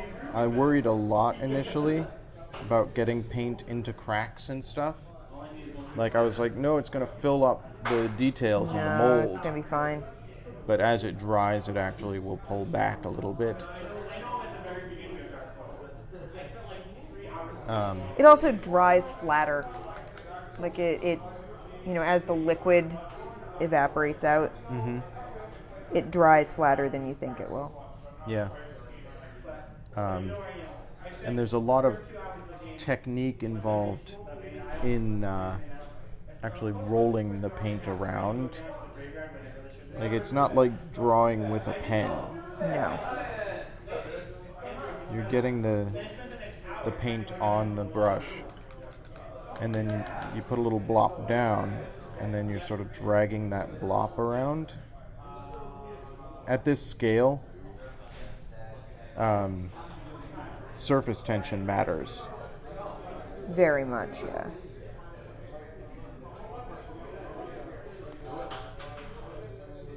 So these are the things that I'm picking up as I'm painting.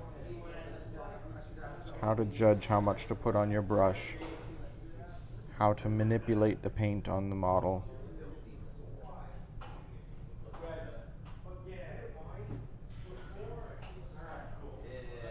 Oh, that's a nice straight line there. I like that. There's a little rivet there. Blip. A little rivet there. Plop.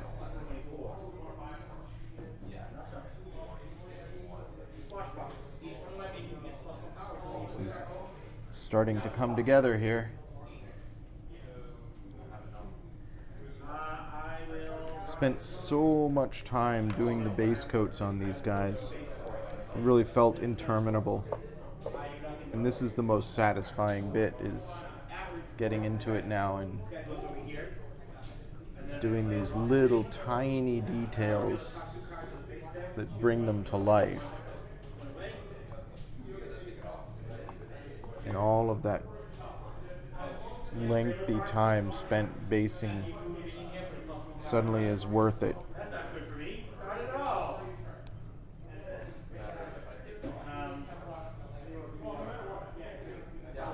So you folks watching the stream, I hope you enjoy our new audio setup. When we were streaming from Extra Life, we were using a boom mic. Actually, we were using a shotgun mic. And it picked up a lot more of the sound from the room than I was really comfortable with. It was just what we had available at the time. But now Amanda and I are wearing individual mics, and I think as a result, you probably don't hear as much noise from the store, even though it is fairly busy here. Not super busy. It's not like a Friday night. But there's definitely people hanging out playing games. Yeah, when we came in, there was some Malifaux going on. There was a game of Smash Up going on. I had thought when I was planning to make the stream a more regular thing, I had thought that it was going to be necessary to do it from the back room. Yeah. Because that's a more isolated space. But after testing on Friday and doing the Harry Potter stream that we did, which And you've came out listened really to that. well, I think that stream came out very well. And yeah, this audio setup is going to be perfectly fine from the loft, Cool. and I'm very happy about that. Because the back room is great, but the table is really huge. Yeah, Because it has to for be board for game gaming and purposes, we stuff. wouldn't be able to reach the game.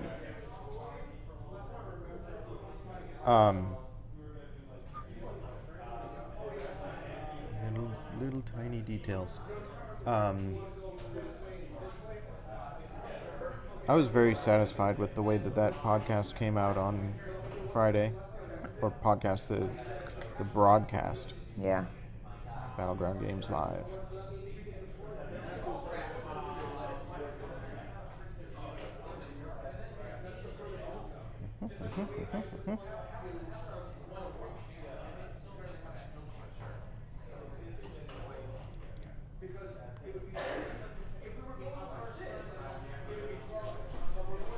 For those of you viewing or watching this in the future, we are planning to make Battleground Games Live a regular feature. We're hoping to do stuff on the stream on Fridays, possibly Thursdays. Fridays are tricky because it's FNM. Yeah, there's always something going on Fridays.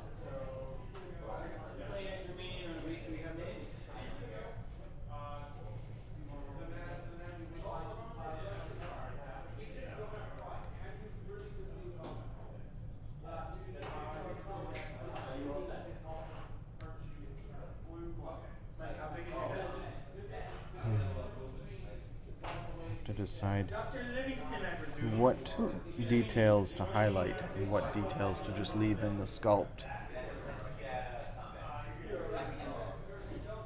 It would be very easy to go overboard, I think, and try and color individual ridges that could just work as light and shadow from the wash.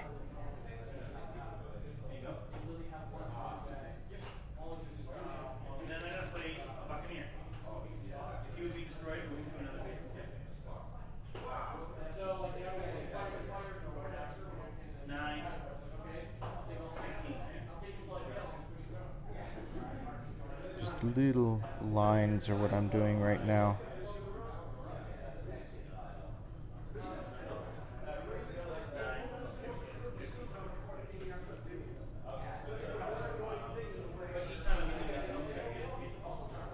This definitely takes steady hands. Getting a lot there. Maybe a line. A line here.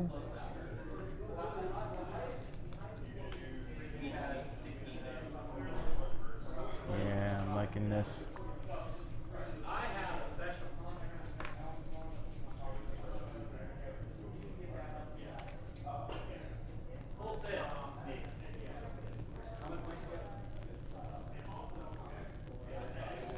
I think I am almost completely done with this figure, That's awesome. aside from the base, which is going to be a whole experiment of its own.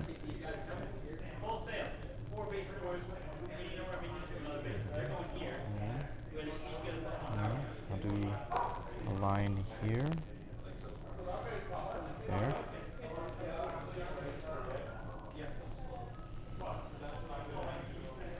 Line here.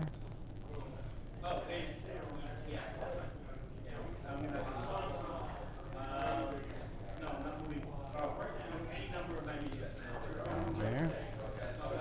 Okay.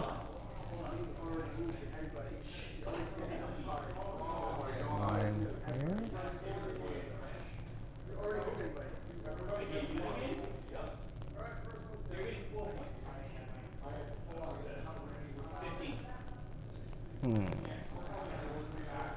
Okay. A couple more itty bitty details that I want to get in on this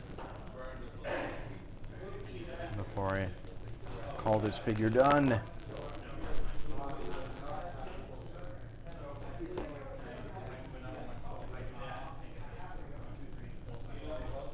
Am I shaking the table too much? Yeah, you are. Sorry.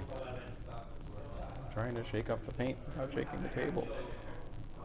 I'm not even touching the table. I'm shaking the whole loft, I guess. I guess so.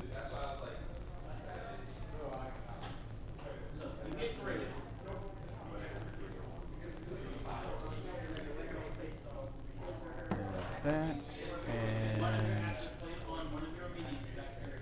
this is going to be the final detail.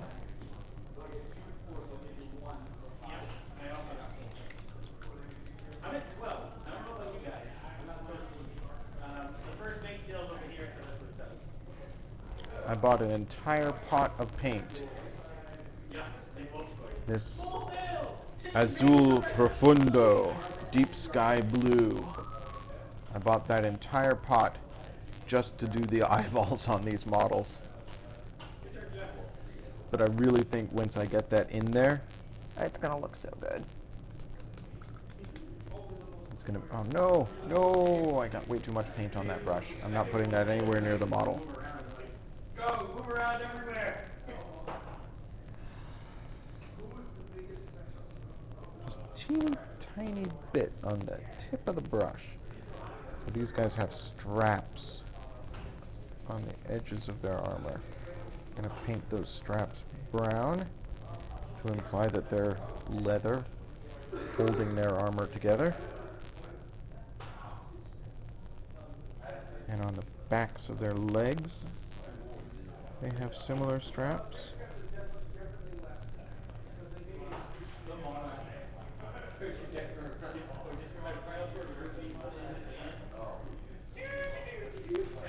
It's a little dark, but that's okay. It makes narrative sense more than it makes aesthetic sense. On here, they can usually count twice a turn. In that it makes sense that this would be leather holding the armor together. It doesn't look that great, but that's okay. I'm fine with it. Oh, should I? I'm gonna do a tiny touch of silver on the gauntlets. They have these sort of bracers on their arms. I think I'm gonna just do a touch of silver around the edges of their bracers.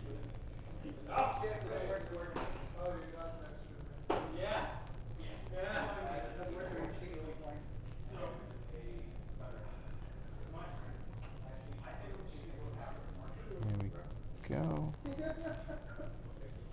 That's pretty good.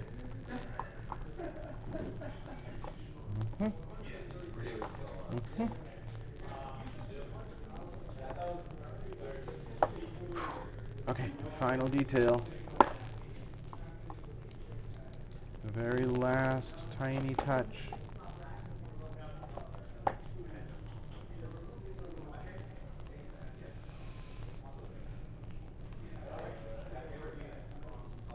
I don't know if I even got any paint on the brush there. This blue is very watery blue.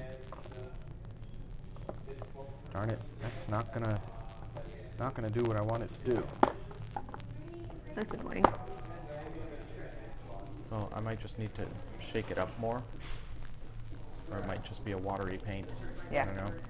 There are a couple of those. Certain colors tend towards being watery. Isn't this thrilling? Watching us shake stuff up?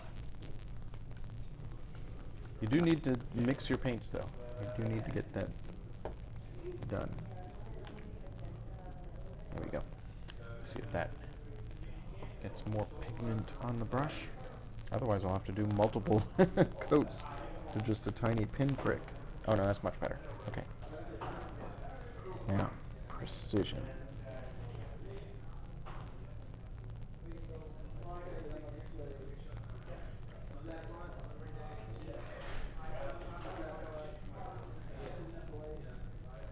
I should use the Psycho for this.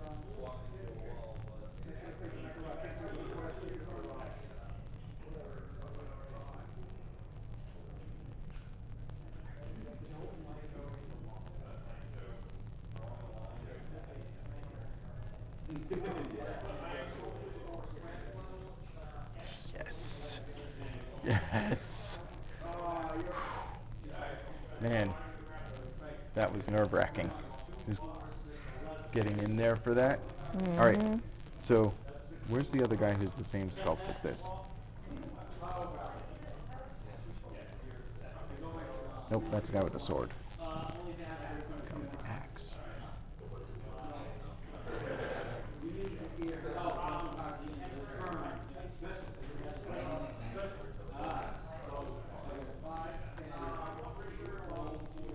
Am I missing a model?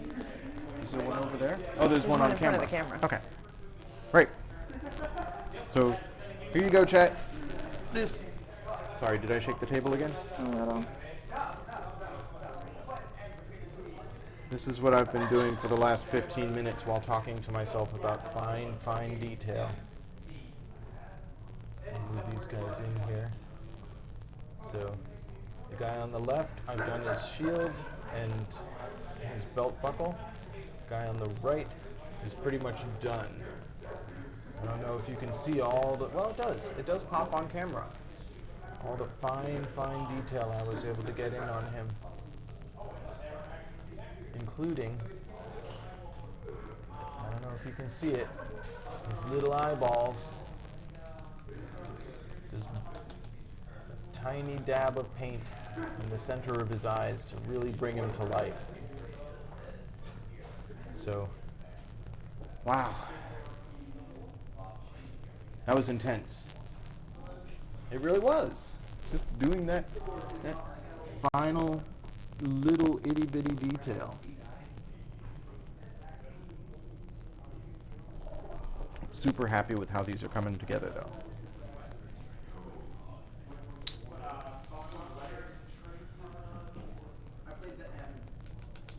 Now I just need to complete a entire army of these guys and I can bring them into battle. We've got Rune Wars miniatures on Tuesdays at the Abington location here. And I doubt I will have a full 200-point army painted anytime soon, in that I think these guys, even with some power-ups, are probably only like 30 points.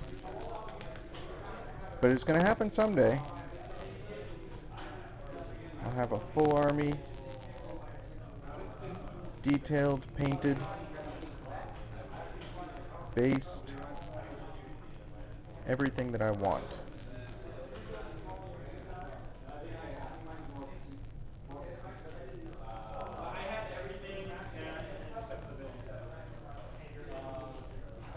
How's Didymus coming?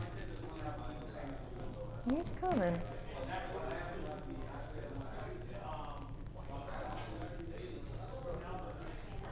I have to say, you're a very dedicated painter.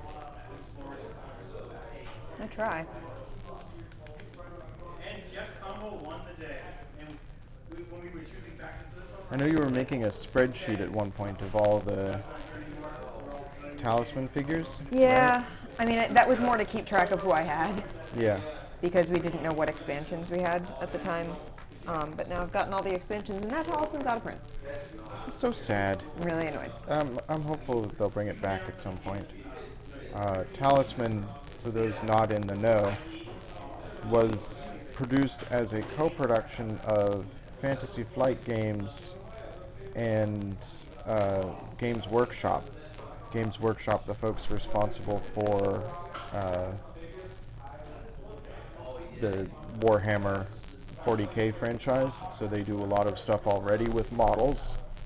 And Fantasy Flight is well known, at least around here, for X-Wing minis, and Rune War miniatures, a number of other games like that, although they also have all the living card games and things like that. Fantasy Flight has a lot of stuff that they do.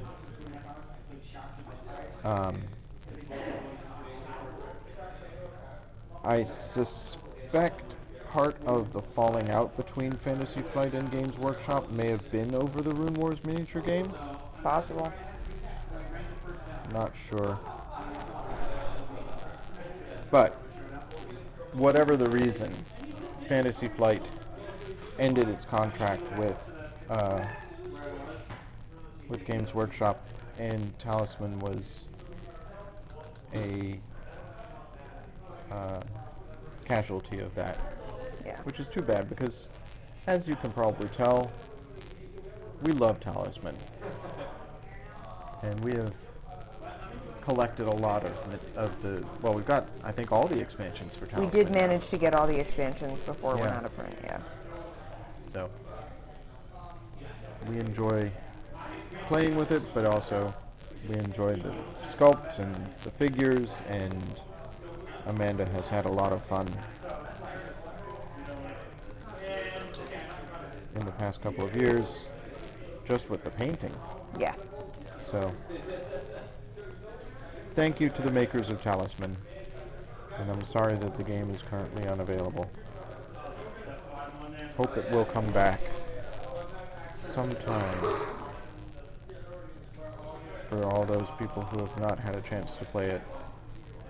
There is an online version on Steam. That's grand. Yeah, I mean, it's not the same. No. Obviously, you can't paint online figures, No. so you don't get any of this enjoyment.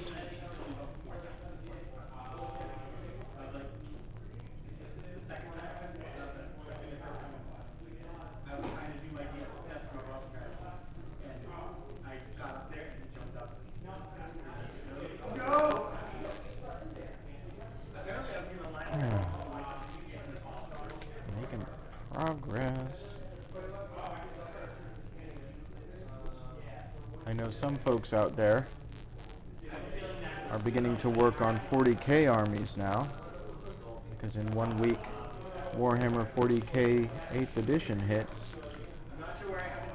So I'm sure we are not the only people in the world painting intricate detail into figures right now. Everybody's got their stuff, gotta have their stuff table ready for next weekend. 8th edition is definitely looking pretty awesome and has gotten a lot of excitement here in the store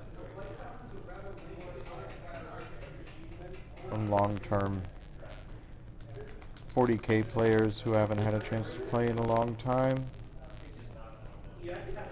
and from people who haven't ever played. I probably will not be getting an army of my own, just because obviously I've got a lot of work to do with these guys. You know what? I'm trying to do too fine detail on this. I'm just going to paint these bands silver. I was trying to just do them as edges, but it isn't really working. Anyways. Yeah. I'm really looking forward to seeing a lot of 40k played in the store. Yeah. We had a bunch of people looking at the rules yesterday, but because part of the new edition is that they've changed the point buy system, nobody really had a full army they could play with. Oh. So they didn't get any games in. I know that the Norton location and probably the Saugus location as well have had folks who have spent the last several weeks looking at spoilers and stuff so that they were ready with an army right away as soon as we had the books available. But not everybody has had time to go through all the spoilers yet. It's probably going to be several weeks before the majority of people feel ready. Next weekend we'll probably see a lot of folks testing out strategies and stuff with armies. But, oh man, I got too much paint on the brush again. The funny thing is I get some paint on the brush and it looks okay, and then as I get close to the figure I'm like, wow, that's a lot of paint. Yeah. It's like this giant. The scale of it Mass. changes. Yeah. You're like, yeah.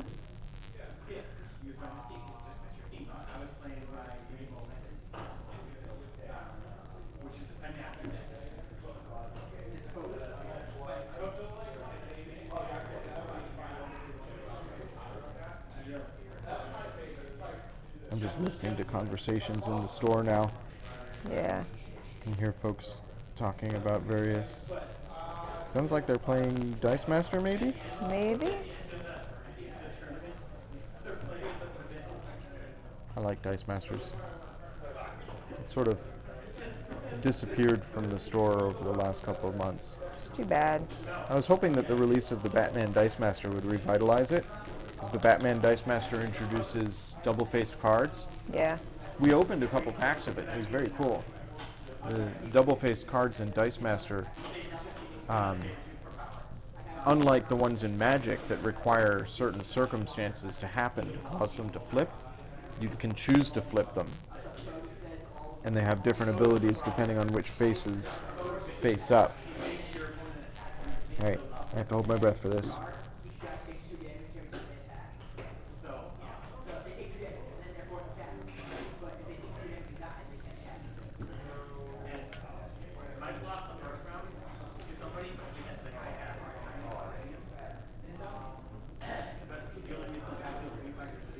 Pretty good. Pretty good. Not as good as the first one. I still love it.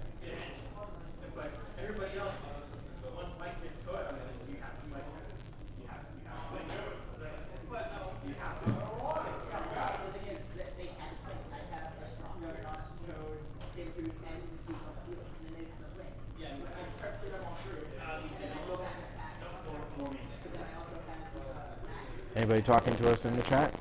No. No, that's okay. I mean, this is only the second time with this rig that we've Yeah. done a longer stream. So, oh no, our stream isn't instantly the most popular creative stream on Twitch. Shock.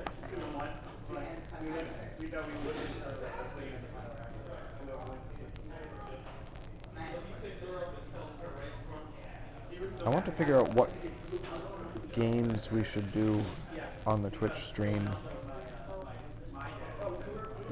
I really want to do an Arch Enemy game. Because we can totally do 4-player. Yeah. And Arch Enemy would be a lot of fun. I enjoyed the game itself. For those who don't know, Arch Enemy is a variant of Magic the Gathering where one person has a pretty overpowered deck and a set of schemes that they can put into motion each turn during their upkeep, I believe. Yeah. They put out a new scheme, unless they have an ongoing scheme, in which case it just stays there until some condition is met. And the schemes cause all sorts of trouble for the other 3 players, like forcing them to sacrifice creatures, things like that. And it's a 3v1 format, so the 3 players have sort of basic standard decks, and then there's the Arch Enemy, who has a ridiculously overpowered deck and is battling all 3 of them simultaneously. Oh no! I forgot to do the copper detailing on the middle of this shield. I have to do that before I can continue with this guy.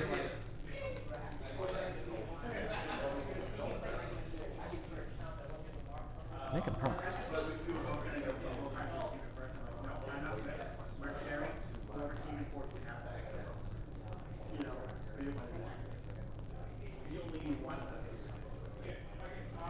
So some of the other figures that are in the Rune Wars mini box are going to be so difficult to paint.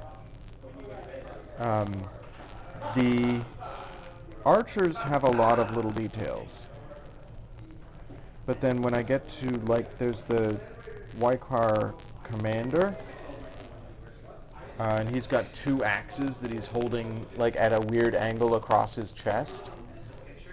Getting the details on those axes is going to be such a challenge. I'm kind of looking forward to it.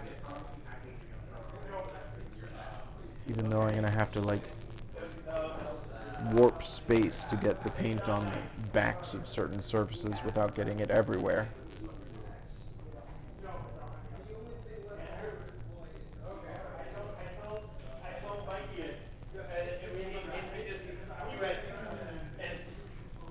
So, the sculpt of this guy, he clearly has these little rivets on his skirt at regular intervals, and it looks as if one of them is missing. So I'm having to just draw one in. You could always leave it. I mean, it fell off. Oh, that's true.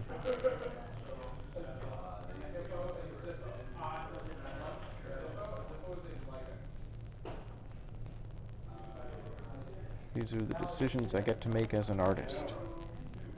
Right? I count Yeah. as an artist if I'm painting, Sure.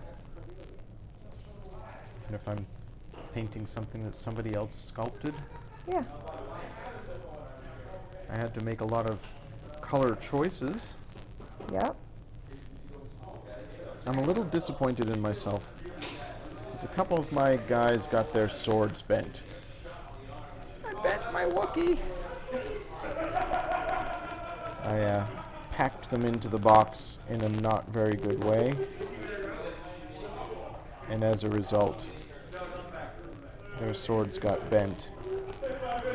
And they're fairly malleable,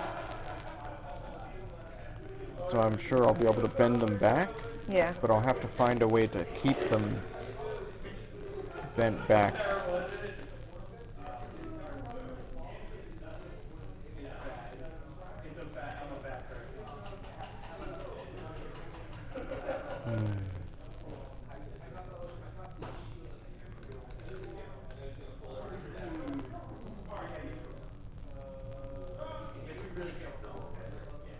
I am very much looking forward to seeing the 40K figures that Nick Howe is working on right now. Nick Howe and Paul Goffrin are building the demo 40K team for the store. Oh, nice. Because we ordered in such large bulk, we ended up with some free extra boxes, actually preview boxes. We received them before everything else got here, of the new 40K armies, which are the Primarch Space Marines, and I can't remember what the dark guys are called. Okay. You know what? So I've been doing A good amount of work on Didymus. Yep. I've been working on his head and his body. He's got, he has this whole flamboyant outfit on. He's got like yellow sleeves and a red vest and green gloves and a blue hat. Purple clovers. And it's all like very small scale. So Yeah. I've had to be going in and covering up a lot. And recovering and stuff. So I'm actually going to take a break. Okay. So my eyes are starting to cross. Well, I'm gonna keep painting, but I think maybe we'll end the stream at this point. I mean, you can keep it up. I'm just going to take a little break, run to the bathroom. Okay. I'll be back.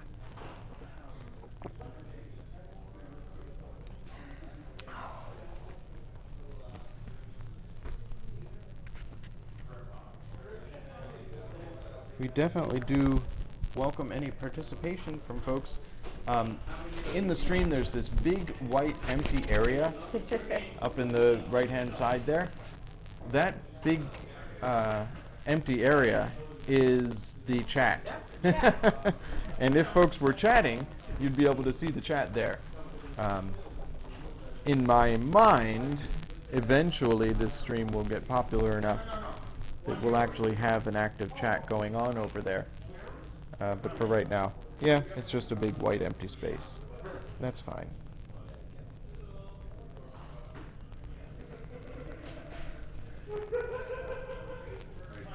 Definitely reaching the point on some of these figures where it's like, no more.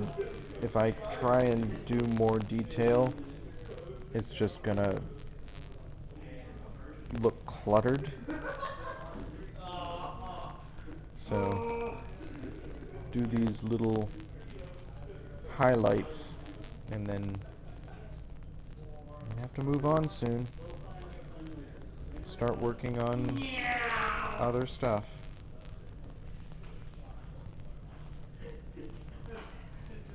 I do feel accomplished though. Feel like for a first painting experience, this has gone spectacularly well. I have learned a lot, and I really feel like they came out looking pretty much how I imagined they would look. Not 100%. There were some bits that are just too fine for me to actually do at my current skill level, but that's okay.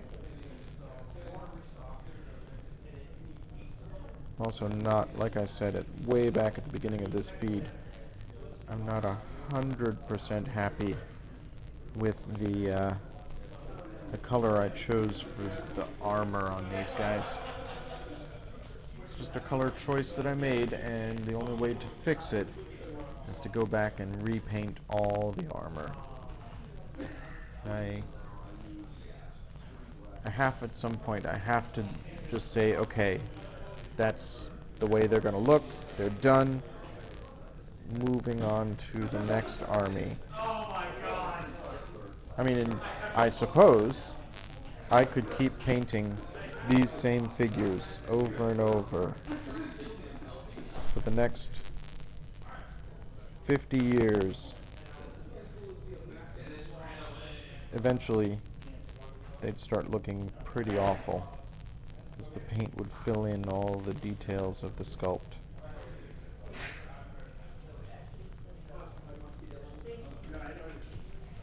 I'm pretty satisfied overall. Yes. Uh-oh. Okay. So guys, I'm going to shut the feed down for a little while. Amanda informs me that we're starting to get some static in the feed. Just gonna do the eyeballs on this guy.